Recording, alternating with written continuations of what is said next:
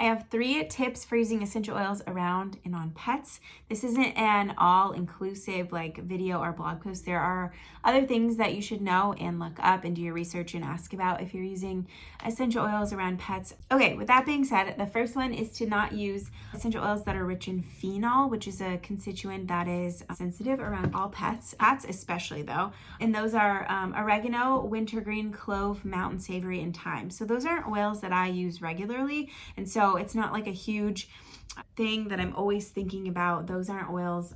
Really, oregano I use from time to time, and clove is in like thieves, I believe, blend. But other than that, those aren't oils that are commonly used like daily in households, I feel. But just look for those phenol-rich essential oils. Number 2 is to avoid the hot essential oils or the strong essential oils that are going to create like a skin sensitivity if you use them undiluted on your own skin. Pets are super sensitive, more sensitive than we are to smell and to essential oils. So don't use like wintergreen, cinnamon, peppermint, those hot oils on them, and avoid diffusing them too around pets. And if you have to, do in very small amounts and watch closely for reactions. And tip number 3 is never use essential oils around their mucous membranes, eyes, nose, mouth, sensitive areas topically. I don't use essential oils topically on our pets at all. And when I do diffuse essential oils around Frankie, I do in small amounts, and I don't just diffuse for 7 hours straight. I do intermittent diffusing. That's just really good practice in general. You don't need to diffuse an essential oil all day long to get the benefits. 10 minutes is good. If you have a setting on your diffuser, that's great. So make sure you set it to the intermittent setting. But if not, just run it for a few minutes and turn it off, take a break. You don't need a constant running diffuser.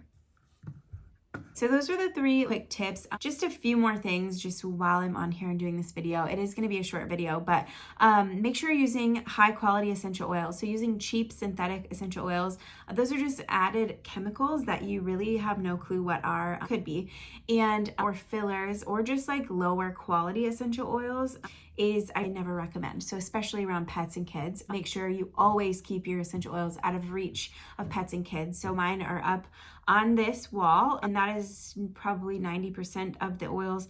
And when we leave this room, all the bedrooms get shut, but she isn't allowed in here. She's never been curious about bottles of essential oil, but just for extra, out of an abundance of caution, we don't let her in this room while we're gone.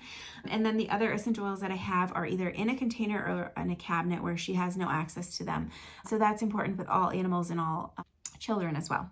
I think a lot of the scares and a lot of the reports that were done are on ingestion. So it's when a pet or a baby gets a hold of a bottle of essential oil and drinks it. So using the essential oils moderately and correctly, not in large amounts, not topically, unless advised by an aromatherapist or a doctor.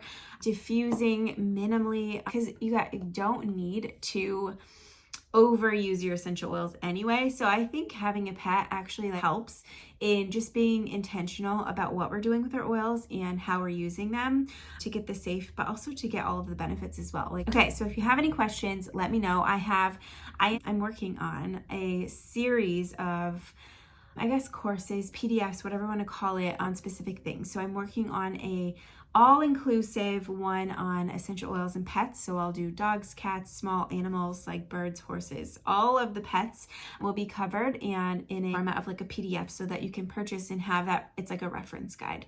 So let me know, first of all, what other categories you would like me to do. I'm working on hormones, essential oils and pets, and essential oils and like sickness, allergies. I have a whole list, but let me know if you have anything specific you would like me to do those on and have that reference guide for specific things. And I think that is it for this video. Thank you guys so much for watching to the end. I hope you have a great day. Bye.